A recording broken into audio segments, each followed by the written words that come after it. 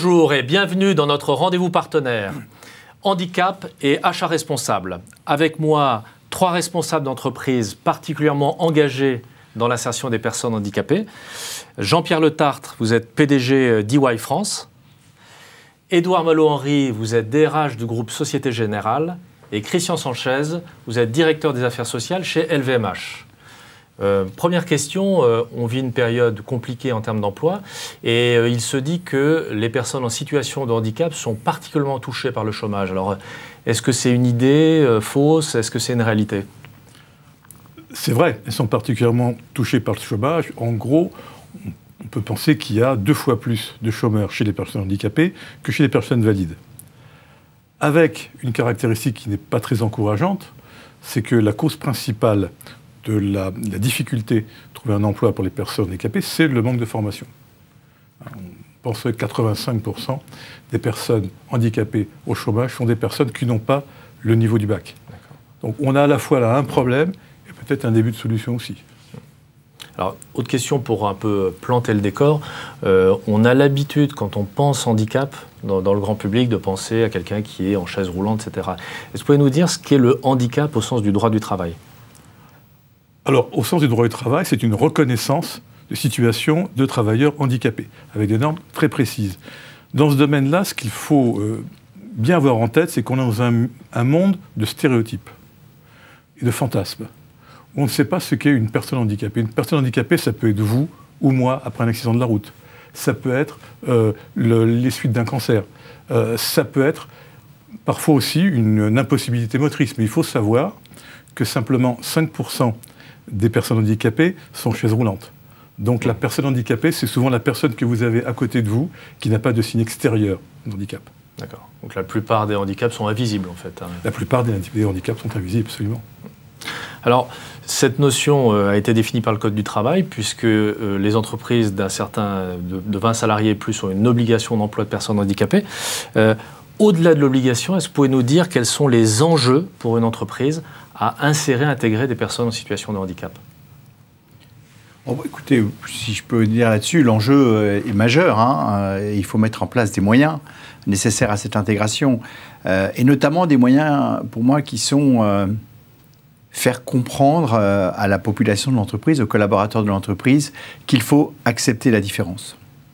Et c'est un enjeu majeur, parce que dans un monde qui se transforme, où les entreprises ont besoin de se transformer, dans tous les domaines, il faut savoir écouter les signaux faibles et accepter la différence. Alors, dans une entreprise comme EY, qui peut avoir une image un peu monolithique, un peu normée, distiller de la différence, c'est essentiel pour accueillir les handicapés, mais c'est aussi essentiel pour transformer l'entreprise et la culture de l'entreprise. Et vous qui l'avez vécu, justement, faire accepter... Il faut mettre les moyens. Ouais. Par exemple, on Ça a passe mis par quoi, par exemple ? Par exemple, on a fait une formation qui a touché 80% de la population de mes associés, presque 100% aujourd'hui, sur les biais décisionnels. Moi, j'ai fait une formation, j'ai suivi cette formation qui dure 1 journée. On apprend plein de choses sur le fait qu'on a souvent dans nos modes de décision des biais qui font qu'on n'accepte pas des situations de différence. Et alors, une autre question qui se pose aussi en termes d'enjeux, c'est que beaucoup d'entreprises qui ont fait ce travail disent que ça a apporté énormément au collectif. Bien sûr, ça apporte au collectif parce que justement, on apprend à mieux vivre ensemble. Parce qu'à partir du moment où vous acceptez la différence, elle peut être le handicap, mais elle peut être aussi religieuse, elle peut être la couleur de la peau, elle peut être le sexe aussi. Quand vous acceptez cette différence, vous apprenez à mieux vivre ensemble. Alors, on sait que beaucoup de dirigeants de TPE, PME ont un peu de difficulté à respecter cette obligation et à rentrer dans cette démarche. Et il y a de plus en plus de groupes aujourd'hui qui prévoient ce qu'on appelle une clause sociale dans leurs appels d'offres. Alors, est-ce que vous pouvez nous dire ce que c'est ? Alors, si vous permettez, je vais répondre à votre question, mais je voudrais d'abord rebondir sur le point précédent. Sans problème. Vous disiez, est-ce que c'est important? Alors évidemment, l'enjeu sociétal, on le comprend très bien. C'est la cause des personnes en situation de handicap est une cause qui interpelle tout le monde. Mais pour une entreprise, et pour une entreprise de service comme la mienne, Société Générale, le groupe Société Générale, nous sommes une entreprise de service, nous sommes une banque. Et une entreprise de service doit pouvoir bien servir ses clients. Et ces clients sont des personnes en situation très diverses. Et parmi nos clients, nous avons aussi des personnes en situation de handicap, évidemment. Et comment bien servir nos clients? si nous n'avons pas au sein de l'entreprise la diversité que l'on trouve parmi nos clients. Je pense que nous serions, nous, handicapés en tant qu'entreprise, si nous n'avions pas à l'intérieur la diversité qui est celle de nos clients. Donc ça, c'est le premier point que je voulais dire. Le second, c'est nous voulons bien traiter nos clients et nous voulons que nos clients soient heureux. Et donc à la Société Générale, c'est très important que les clients soient heureux. Et comment imaginer des clients heureux si nos collaborateurs ne le sont pas ? Et ne sentent pas respectés, ne sentent pas bien considérés. Et nous avons, je crois que Christian Sanchez le disait tout à l'heure, nous avons de nombreux collaborateurs qui sont en situation de handicap, pas nécessairement recrutés comme tels, parce qu'effectivement on le devient, dans la plupart du temps, je crois dans 80% des cas, on devient en situation de handicap, et dans 80% des cas, au moins, ils ne sont pas visibles. Eh bien, c'est très important pour nous de montrer que l'entreprise accueille et aide les personnes en situation de handicap pour leur montrer que, comme tout le monde, ils sont nécessaires à la performance de l'entreprise. Donc c'est un point très important pour nous. Alors je reviens après. À la clause, c'est bien que du coup on enchaîne avec vous parce que vous êtes un grand donneur d'ordre quand même. Vous avez travaillé avec beaucoup d'entreprises. Est-ce que vous pratiquez ce qu'on appelle la clause sociale? Est-ce que vous pouvez nous expliquer ce que c'est? Alors nous le faisons. En fait, nous demandons à nos fournisseurs de nous dire où ils en sont dans leur politique d'inclusion de personnes en situation de handicap et notamment de ce fameux pourcentage. Vous savez qu'on mesure en pourcentage les personnes en situation de handicap par rapport à l'ensemble des salariés d'une entreprise. Et aussi leur action plus généralement en termes de handicap. Et c'est un point d'attention important pour nous. Donc nous sélectionnons nos fournisseurs. Nous avons la chance d'avoir EY comme fournisseur de la Société Générale et ils sont très attentifs à bien remplir cette condition-là. Nous n'avons pas LVMH comme fournisseur, mais nous serions attentifs... Le message est passé. Alors justement, c'est bien parce que là, on a les deux facettes. Alors Jean-Pierre Letarte, justement, comment c'est vécu, vous, dans la réponse à appel d'offres? Ah mais nous, c'est complètement intégré dans nos réponses. Hein. Effectivement, beaucoup d'entreprises, publiques aussi, établissements publics, quand ils lancent un appel d'offres, aujourd'hui, mettent un certain nombre de clauses, notamment sur le handicap. Ça peut être aussi sur le respect de l'environnement. Et donc, effectivement, c'est important de montrer ce que nous faisons parce que ça fait partie des critères de sélection de nos donneurs d'ordre et il faut bien entendu les satisfaire pour espérer pouvoir travailler avec eux. Et c'est quelque chose, cette démarche RSE au sens large du terme, c'est quelque chose de plus en plus important dans vos métiers? Oui, c'est de plus en plus important, oui. Bien sûr, bien sûr. Autre difficulté qui nous remonte, oui. Non, j'ai bien sûr pour ce que je vous disais tout à l'heure, parce que l'entreprise doit se transformer. C'est-à-dire que moi je suis très opposé à dire, vous savez, on dit quelquefois que le chef d'entreprise, bon, de 8h à midi, il fait le profit, le chiffre d'affaires. De 14h à 17h, il s'occupe des people. Et puis à 17h, il va s'occuper de la RSE. Vous voyez, c'est complètement une erreur. Aujourd'hui, tout est imbriqué. À chaque fois que vous prenez une décision dans une entreprise, vous devez y répondre pour la croissance, pour la profitabilité et aussi pour le respect de votre environnement et l'engagement de l'entreprise. Donc tout est imbriqué, excusez-moi, et non pas en succession. Alors, on le disait, il y a une obligation qu'on appelle d'emploi de personnes en situation de handicap. Comme son nom l'indique, cette obligation, elle peut être respectée d'abord par des emplois directs dans les effectifs que vous évoquiez tout à l'heure. Et beaucoup de dirigeants, notamment dans les PME, nous disent, quand on les interroge sur ce point-là, nous disent mais c'est très difficile de trouver des candidats en situation de handicap. On a du mal à cause de ça. Quand on a un recrutement, il faut aller assez vite quand même en général, et on n'arrive pas à sourcer des profils. Est-ce que vous... Moi, je voudrais justement intervenir sur ce point parce que dans la banque, nous recrutons des jeunes diplômés qui, en général, ont entre Bac plus 3, Bac plus 5. Et on sait, et je crois que c'était évoqué tout à l'heure, que les jeunes en situation de handicap ont parfois plus de difficultés que d'autres à poursuivre leurs études. Et donc, tout simplement, nous avons du mal à trouver dans les diplômés Bac plus 3, Bac plus 5, les personnes en situation de handicap qui pourraient nous intéresser par leur talent et leurs compétences. Alors, ce que nous avons décidé de faire avec d'autres banques, nous sommes plusieurs banques sur cette idée-là, nous avons créé la formation Handi Format Banque, qui en fait prend des jeunes en situation de handicap au niveau du bac, et les accompagne, les aide à aller au niveau de BTS, Bac plus 3 ou voire plus. Et nous recrutons un certain nombre d'entre eux après dans l'entreprise. Mais il faut vraiment, je crois que vous indiquiez que vous alliez vous-même vous envoyez vos équipes dans les universités. Eh bien, je pense que prendre la main et aider à franchir les étapes des diplômes est important également pour les faire venir. Mais c'est pas simple, c'est pas simple. C'est très compliqué, hein, et c'est vrai que c'est très difficile de recruter, surtout pour des emplois comme dans la banque ou comme dans les métiers du conseil comme EY. Et c'est la raison pour laquelle, effectivement, on a lancé des partenariats avec des écoles et des universités pour aller sur les campus, pour aller discuter de ce sujet et inciter, effectivement, les étudiants en situation de handicap de nous rejoindre. Il faut savoir qu'il y a un très gros problème de formation, on l'a vu. Un collégien handicapé a 4 fois moins de chances d'accéder à l'enseignement supérieur. 4 fois moins de chances. Ce n'est pas un problème de structure, c'est souvent un problème de stéréotype, d'imagination, hein, voire d'autocensure. De biais. Donc il faut très tôt que les entreprises s'ouvrent, elles le font d'ailleurs, aux collégiens, aux jeunes personnes, jeunes élèves handicapés, pour leur dire c'est possible. On prend des élèves handicapés chez LVMH en stage découvert de la 3e. La loi Macron d'ailleurs encourage maintenant à faire ça. De façon à ce que dès le début, aux jeunes handicapés, aux enseignants et aux familles, on passe le signe, c'est possible.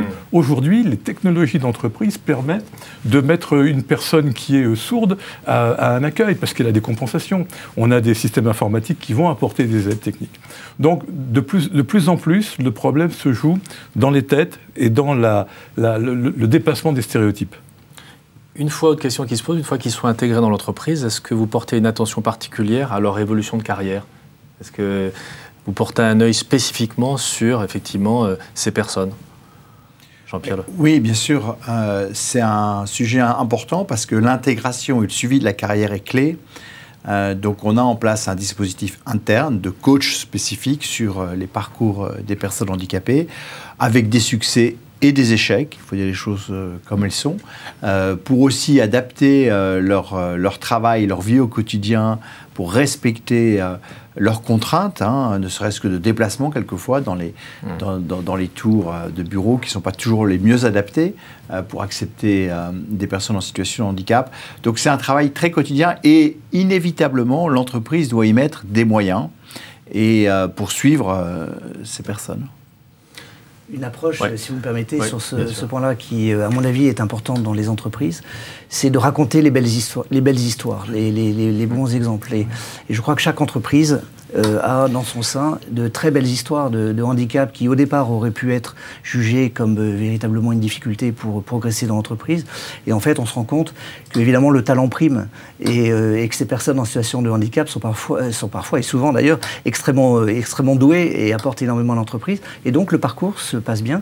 Et pour les managers, de voir des belles histoires, et pour d'autres personnes en situation de handicap, de voir des belles histoires, ça donne confiance et ça permet de rendre plus simple les progressions dans l'entreprise. Moi, je crois beaucoup ce qu'on appelle en anglais, puisqu'on parle d'EY, on peut peut-être parler anglais, le storytelling, et raconter les belles histoires, c'est très parlant. C'est ce qu'on essaie de faire aussi. Alors, une autre façon de remplir son obligation, c'est de faire appel au secteur protégé. Là aussi, on a certains dirigeants qui ont encore des craintes sur la qualité des produits, des services. Est-ce qu'il y a lieu aujourd'hui d'avoir des craintes ou est-ce que c'est un secteur qui aujourd'hui fournit déjà toute la palette un petit peu des services et des produits et des services de qualité? C'est un vrai secteur économique, le secteur de protégé. C'est environ 2000 entreprises, c'est de l'ordre d'1 milliard d'euros de chiffre d'affaires. C'est quelque chose comme 150 000 à 200 000 personnes qui travaillent dans ce secteur. Donc on a toute une diversité, toute une palette, et c'est pas ce qu'on imagine d'habitude. C'est pas les espaces verts, c'est pas le plateau repas. Ce sont des interventions technologiques, des interventions numériques, ce sont des interventions créatives en matière de communication. Et alors là, dans ces entreprises-là, vous avez toute la palette des compétences, et nous, en tant qu'entreprise, on doit avoir exactement les mêmes exigences. Et chez nous, les responsables achats ont exactement les mêmes exigences vis-à-vis du secteur protégé. Et c'est comme ça qu'on établit un partenariat qui est sain et productif, parce qu'on se respecte pour la qualité de son travail. Alors, de l'autre côté, nous avons commencé en 2007 à travailler vraiment activement avec le secteur adapté, de l'emploi adapté. Et on arrive aujourd'hui, alors un peu moins bien, hein, bravo LVMH, là, mais un peu moins bien, mais avoir un courant d'affaires de 5 millions. 5 millions avec les entreprises du secteur adapté. Et il a été multiplié par 5 sur les 4-5 dernières années. Et donc, ça veut dire qu'on a confiance et on le fait parce que ce sont des prestations de qualité. Alors justement, au-delà de la confiance, 5 millions, je crois qu'LVMH est passé de 1 à 6 millions en quelques années. Est-ce qu'il y a une organisation spécifique à mettre en place au niveau de la direction achat? Alors pour nous, c'est beaucoup la mission handicap aussi qui travaille chez nous. Nous avons une mission handicap depuis 2007, en fait, bientôt 10 ans. Et notre mission handicap fait le lien avec la direction achat et donc travaille en partenariat avec eux. Je crois qu'il peut dire, il y a d'abord tout ce qui a trait au dépassement du stéréotype, parce qu'un acheteur, il a exactement les mêmes stéréotypes que tout le monde, donc il faut qu'il puisse être au contact des ESAT de façon à qu'il puisse avoir son comportement normal d'acheteur, ses exigences, et qu'en même temps ils sont en confiance. Et puis aussi des outils techniques qu'on peut leur apporter, c'est-à-dire une sélection des EA et des ESAT, ça on le fait sous la forme d'un annuaire, par spécialité, par implantation géographique, et puis finalement en notant ces sociétés-là, comme on note les autres fournisseurs. Il faut les mettre dans la cour des grands, et ils se comportent dans la cour des grands. Moi, je n'ajouterai pas d'éléments complémentaires à ce que vous venez de dire, sauf l'importance de la mission handicap, parce que je pense qu'à la fois, d'ailleurs, pour le recrutement comme pour les achats responsables, elle est clé. Et puis, au fond, ce salon, parce qu'au fond, c'est le premier salon du handicap et de l'achat responsable, et ça montre bien à la fois que c'est un vrai secteur économique. Et je crois qu'aussi au cours de ce salon, c'est la capacité aussi de partager et de montrer effectivement l'offre de ces entreprises spécialisées et de les faire rencontrer avec des acheteurs potentiels. Donc je pense, et quand ce salon a été lancé, j'ai tout de suite trouvé que c'était une excellente idée parce que c'est un bon moyen justement de dépasser les barrières psychologiques ou les biais qu'on peut avoir par rapport à ce secteur économique. C'était justement, vous avez anticipé, c'était ma dernière question, parce qu'on est trop fort. Pour mes camarades de répondre. Alors. On est à quelques jours donc, de ce premier salon handicap et achat responsable. Et vous êtes tous des grands partenaires de ce salon. Qu'est-ce que vous attendez de ce partenariat ? Et plus globalement, effectivement, de ce moment fort de cet événement. Alors pour nous, c'est une première pour tout le monde, hein, pour nous tous, mais c'est surtout une grande évolution en fait dans notre relation au monde du travail en situation de handicap. Nous organisions chaque année un grand forum qui s'appelait Passe pour l'emploi, qui est un forum de recrutement où plus de 2000 personnes en situation de handicap venaient nous visiter. Et nous avons décidé cette année de joindre nos forces avec vous, là, 3 belles entreprises et les Échos. Et la Société Générale donc change son mode de relation en fait avec ses interlocuteurs sur le monde du travail en situation de handicap, et on est très heureux de l'élargir aussi au secteur de l'emploi adapté. C'est vraiment une première qui nous réjouit. On est très fiers. Je crois que vous savez, la mine de rien, avec les grandes entreprises qui se sont lancées dans l'aventure, je crois qu'on est en train de changer le regard sur le handicap. Et ce qu'on peut espérer de ce salon, c'est qu'il y ait beaucoup de visiteurs, beaucoup d'entrepreneurs, beaucoup de responsables d'achat qui soient présents et qui fassent du business avec ces entreprises du secteur protégé. Et là, on va, je crois, franchir un pas énorme en France sur la façon qu'on a de voir le handicap. En tout cas, je vous souhaite à tous les trois un excellent salon. Je vous remercie de votre participation. Et quant à vous, je vous donne rendez-vous pour un prochain rendez-vous partenaire. À très bientôt.